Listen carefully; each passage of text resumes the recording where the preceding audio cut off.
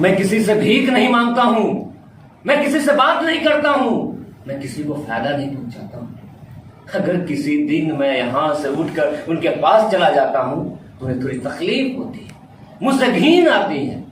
लोग मुझे कचरा बाबा पुकारते हैं क्योंकि मैं अपनी खुराक इस कचरे से निकाल कर खाता हूं, इस कचरे से निकाल कर मैं अपनी खुराक खाता हूं। अगर किसी दिन यहां से कुछ न मिले तो मैं भूखा ही सो जाता हूं। आसपास के लोग और ईरानी रेस्तरां वाले मेरी इस आदत को पहचान गए थे। उन्हें जो कुछ भी देना होता इस कूड़े के टब में डाल देते, बचा हुआ खाना, फटे पुराने कपड़े।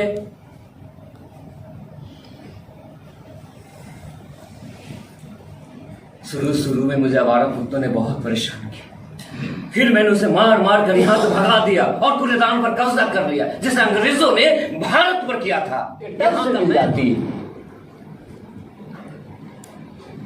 महीने में एक बार नगर निगम वाले आते हैं और कूड़े को खाली कर चले जाते। मैं उनका विरोध नहीं करता हूं क्योंकि मुझे मालूम है कि दूसरे दिन से फिर उसी तरह से टब भरना शुरू हो जाएगा। मेरा विश्वास है कि इस दुनिया से नेकी खत्म हो सकती है, इंसानियत खत्म हो सकती है, भाईचारा खत्म हो सकता है, मित्रता खत्म हो सकती है, वफा खत्म हो सकती है, मगर गंदगी कभी खत्म नहीं हो सकती। मगर यह बात नहीं है कि मुझे बाहर की खबर नहीं है, मुझे हर बात की खबर है। जब चीनी महंगी हो जाती है तो महीनों कूड़े के ढेर पर मिठाइयों के टुकड़ों का नजर नहीं आता। जब सिगरेट के टोटे इतने छोटे होते हैं कि उसे सुलगा कर दोबारा न पिया जाए तो यह तय था कि नया बजट आ गया है। ये देखिए, रंग बिरंगी पन्नियों के मिलना यह दर्शाता है कि किसी फ्लैट में जन्मदिन या शादी मनाई गई है। ये डायपर को मिलना यह बताता है कि कहीं बच्चे का जन्म हुआ है। जब गेहूं महंगा हो जाता है तो डबल रोटी का टुकड़ा तक नसीब नहीं होता।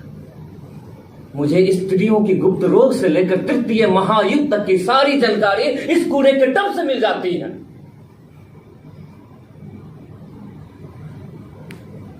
आते जाते लोग मुझे हकीर, फकीर या जलील समझते हैं। मुझे कचरा बाबा पुकारते हैं क्योंकि मैं कचरे पर जिंदा हूं।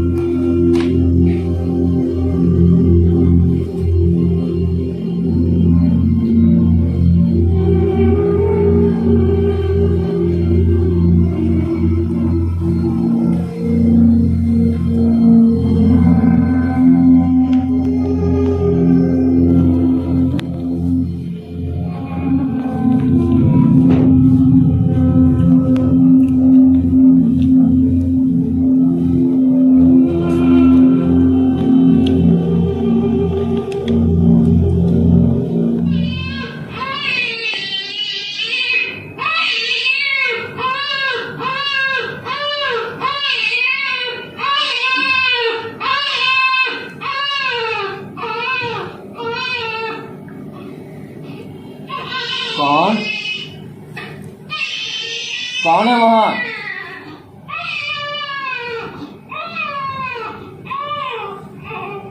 कौन?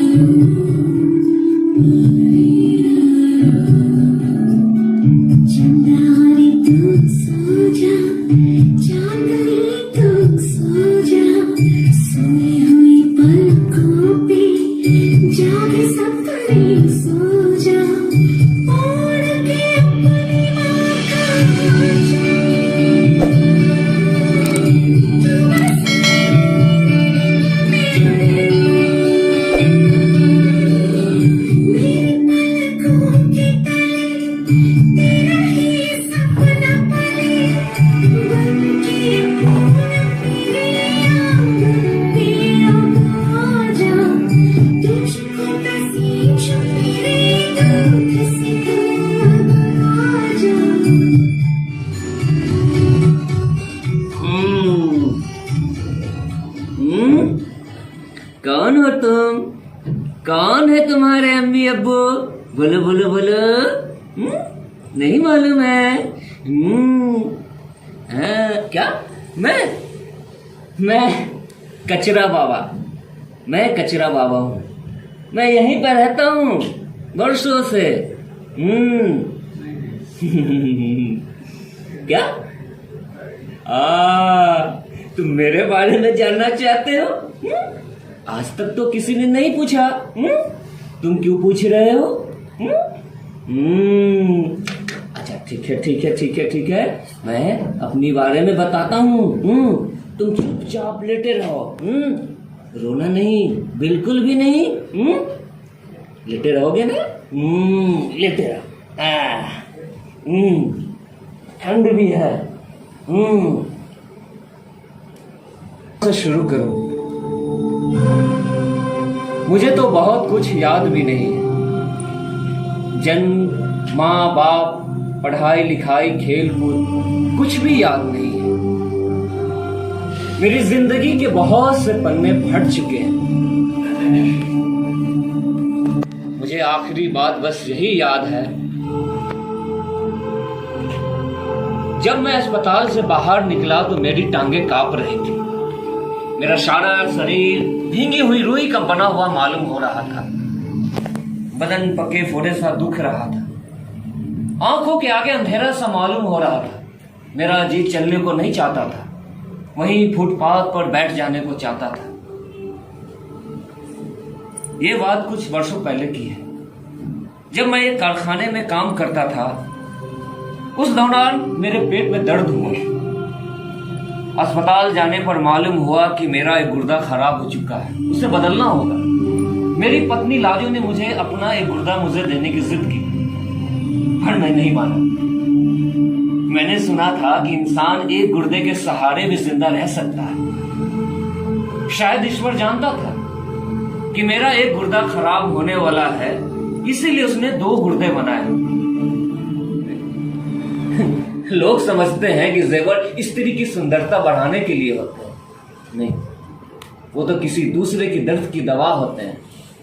पति का इलाज, बच्चे की पढ़ाई, लड़की की शादी, ये बैंक ऐसे ही अवसर के लिए खुलता है और खाली कर दिया जाता है।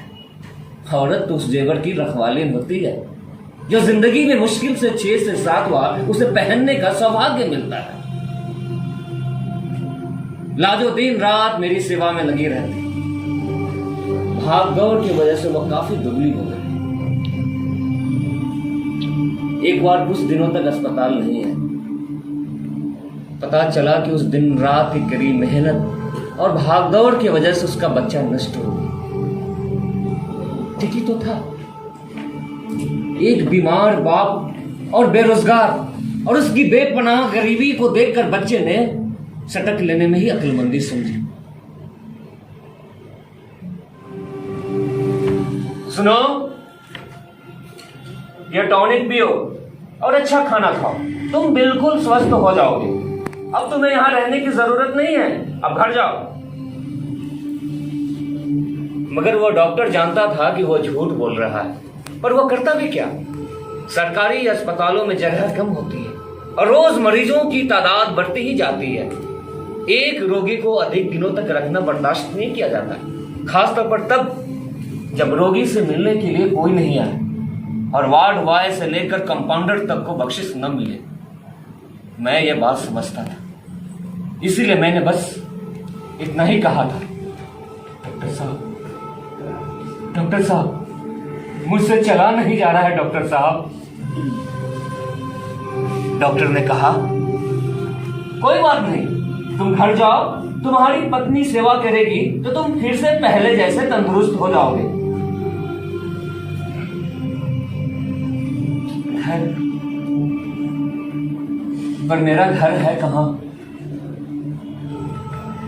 कुछ महीने पहले मेरा घर जरूर था। एक बीबी भी थी जिसको एक बच्चा होने वाला था। हम दोनों उस आने वाले बच्चे की कल्पना से बहुत खुश होते थे। होगी दुनिया में ज्यादा आबादी, मगर वो तो हम दोनों का पहला बच्चा था। लाजो ने अपने बच्चों के लिए बहुत ही खूबसूरत कपड़े सिले थे। मैं उन कपड़ों पर हाथ फेरते हुए मुझे ऐसा लगा मानो मैं अपने बच्चों को बाहों में लेकर प्यार कर रहा हूं। मगर फिर अगले ही कुछ महीनों में सब कुछ लूट गया, सब कुछ बर्बाद हो गया। इस धक्के से मेरी आंखों में आंसू भी ना है। मैंने दिल के अंदर खालीपन महसूस किया। जमीन कदमों से खिसकती हुई मालूम हुई। रगों में खून के बजाय आने वाले कल की डर दौड़ने लगा। कई दिनों तक इस डर ने मुझे सोने नहीं दिया। लंबी बीमारी के खर्चे भी लंबे होते।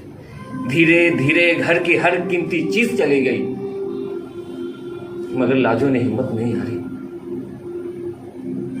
उन्होंने 4.5 महीने तक मुझे प्राइवेट वार्ड में रखा, मेरा बेहतरीन इलाज कराया, घर की एक एक चीज बेच दी और अंत में नौकरी भी कर ली।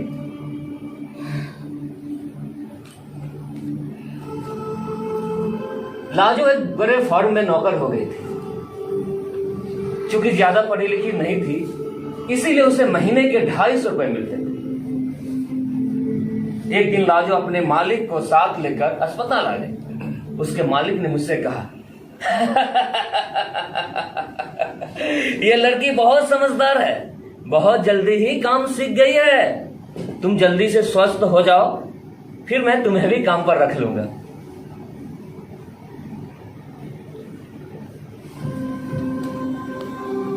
और मुझे पता चला कि लाजो अपने मालिक के साथ काम के सिलसिले में शिमला जा रही है।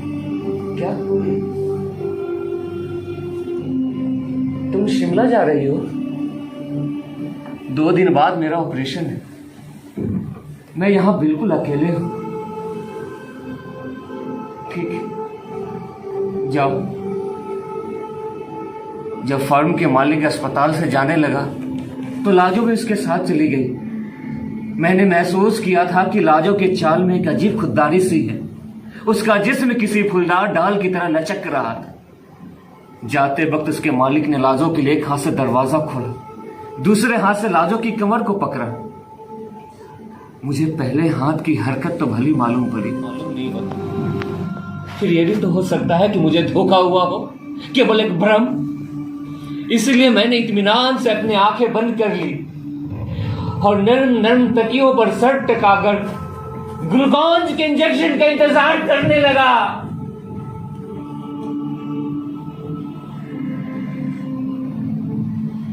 मेरा दूसरा ऑपरेशन के बाद तीसरा ऑपरेशन हुआ। तीसरा ऑपरेशन मेरा जनरल वार्ड में हुआ था। उस वक्त तक लाजो मुझे छोड़कर हमेशा हमेशा के लिए अपने मालिक के साथ शिमला जा चुकी थी। ठीक ही तो, कोई कब तक सब्र कर सकता है? कब तक? जिंदगी छोटी है और जिंदगी के बहार उससे भी छोटी है। जब 20 वर्ष की छोटी सी उम्र हो और जवानी की हसरतें पागल कुत्तों की तरह झपटने लगे, तो आखिर कब तक किसी रोगी के थूक और पेशाब की बू सूंघे, खून और पीप का रंग देखे, मौत के दरवाजे तक आती जाती सिसकियां सुने? आखिर बर्दाश्त करने के बाद जिसकी शादी को अभी 2 वर्ष भी न हुए हो और अपने पति के साथ मुसीबतों के सिवा कुछ और देखा ही नहीं थी, यदि अपने सपनों की डोर से बंदी बंदी शिमला चली जाए तो उसमें किसी का क्या दोष?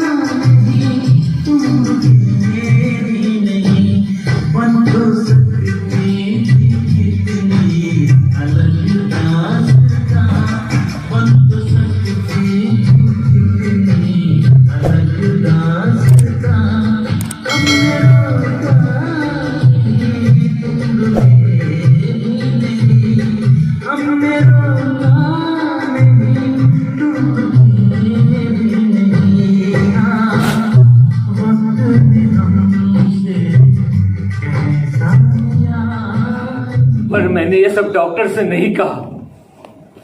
मैंने किसी दर्द की शिकायत नहीं की।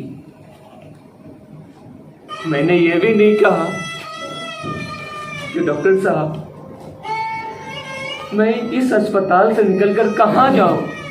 अब मेरा कोई घर नहीं था, कोई बीवी नहीं, कोई बच्चा नहीं, कोई नौकरी नहीं। मेरा दिल खाली था, मेरी जेब खाली थी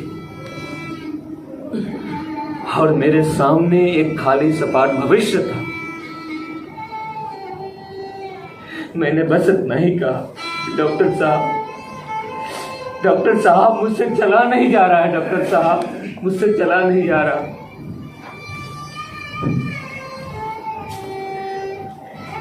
बस यही एक सच था जो मुझे उस वक्त याद था, बाकी हर बात मेरे दिल से मिट चुकी थी। इस वक्त चलते चलते मैं केवल यह अनुभव कर सकता था कि मेरा शरीर गीली रुई का बना हुआ है। मेरी शरीर रीढ़ की हड्डी किसी टूटी हुई चरपाई की तरह चटक रही थी। धूप बहुत तेज थी, रोशनी तीर की तरह चुभती थी। आकाश पर एक गंदे पीले रंग का वर्निश फिरा हुआ था। चारों तरफ गंदी मक्खियों की तरह भिनभिना रही और लोगों की नजरें गंदे खून और पीप की तरह मेरे शरीर से चिपक कर रह जाती थी।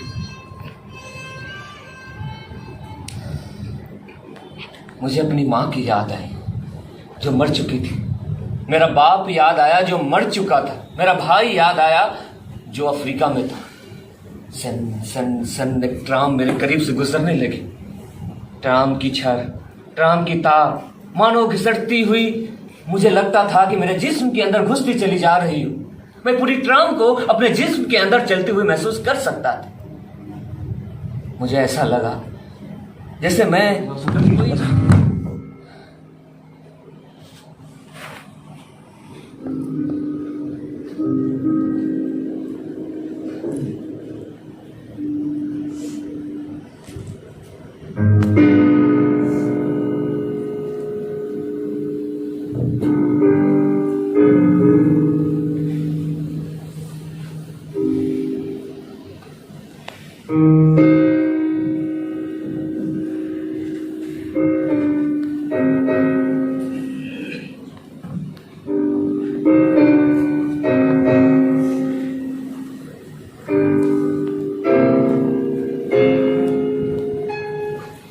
जब मुझे होश आया तो रात हो चुकी थी। गाड़ियों का शोर थम चुका था, सड़कें सुनसान थी, दुकानें बंद थी, इक्का दुक्का बत्तियां जल रही थी।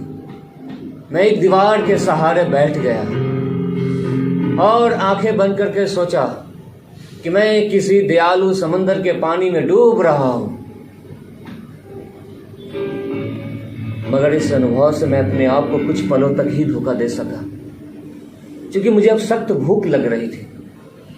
जब से मेरे गुर्दे का ऑपरेशन हुआ तब से मुझे भूख बहुत लगती थी। मुझे लगता था कि डॉक्टरों ने मेरे गुर्दे का ऑपरेशन कर बहुत ही बुरा काम किया। नहीं चाहिए।